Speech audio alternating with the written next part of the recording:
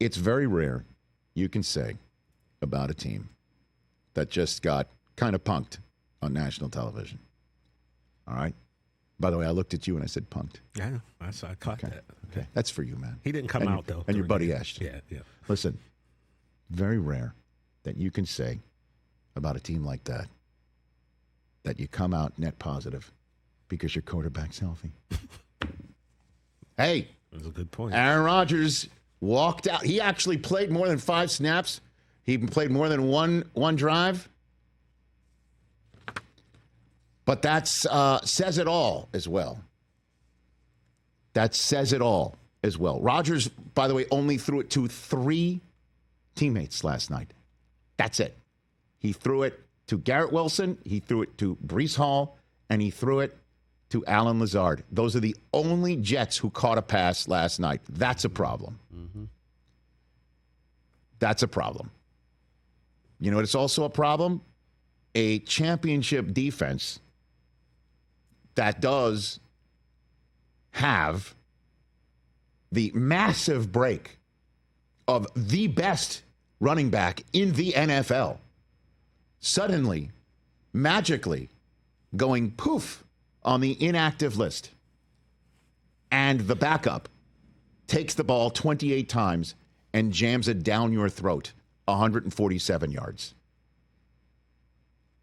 At one point, I had to make sure I heard it right. I racked it back when Joe Buck said that Jordan Mason had not had these many carries since high school. High school, wow. Yeah, I heard that. Didn't even have it at Georgia Tech. And there's a lot of questions as to when he found out when he was going to play and start. You know, that's we'll talk about that later on in the program. But the Jets found out 90 minutes before, no Christian McCaffrey, and I'm wondering if they thought, oh, we got this in the bag, because they did not have it in the bag. And there was one drive when the Jets took a 7-3 lead. It was the Rick Dalton gif. It was like, that's it.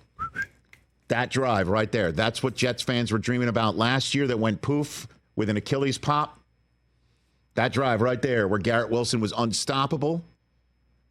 Breece Hall had some nice touches. Rodgers was in full command, and it looked easy. Right down the Niners defense, knife through hot butter.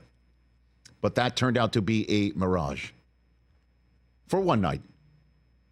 For one night. Aaron Rodgers had this to say about his performance, because this was also something I wanted to hear as well. New York media, Aaron Rodgers, this is the way how he handles his business.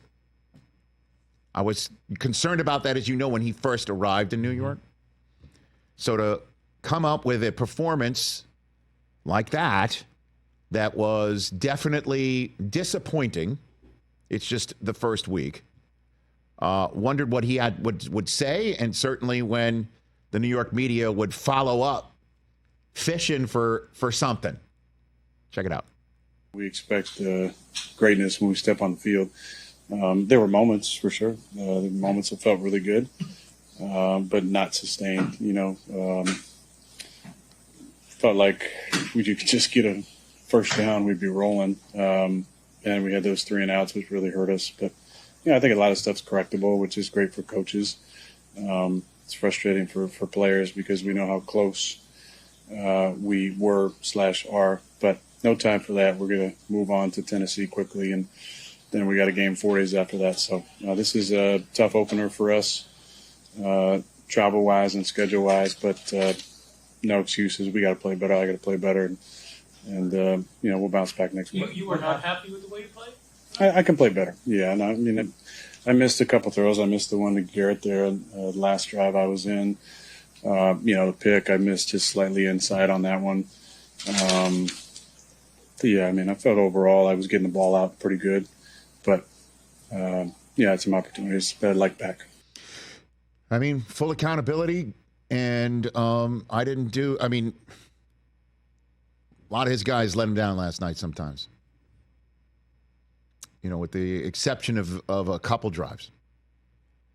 But that Fred Warner is a grown-ass man, and Bosa and the rest of that defense, that's a top 5 defense, and the Jets are supposed to have one too.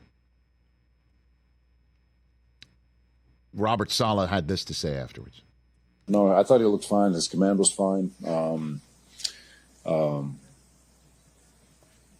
We'll be better, 100%. Like I'm not worried. I mean, like I said, give San Francisco a lot of credit. I'm not worried offensively. I'm not worried defensively. We'll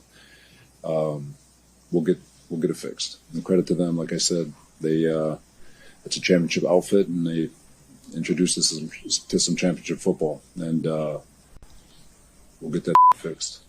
I'm a fan of that guy, man, and I know a lot of Jets fans are getting a little bit tired because the Jets are supposed to be championship quality defense and have an offense where Rodgers, when healthy, should have a host of options, not just throw it to the three guys that were catching passes last night against the defense that you have to diversify against in order to win because they're really good.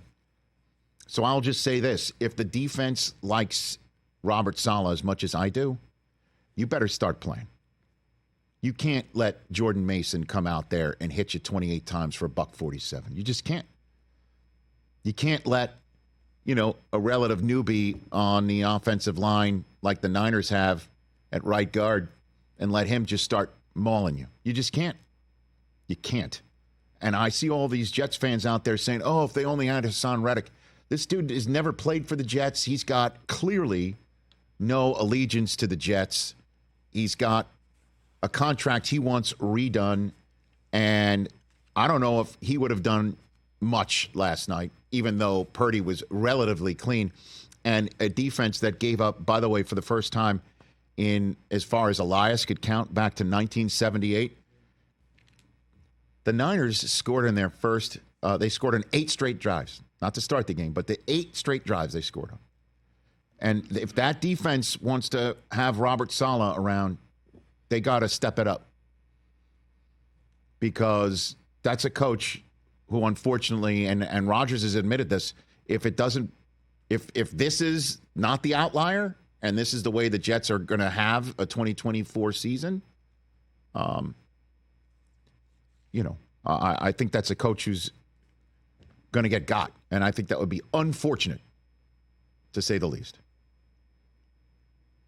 So it is, however, a wake-up call for a lot of folks out there who think the Jets are going to the Super Bowl, because that looked like a Super Bowl. There was one team that looked like a Super Bowl team last night, and it was one that made it for the NFC last year. But there is, again, a whole host of games to go. And I'll tell you this, they got to turn around and play a Titans team that I called the sleeper team in the AFC.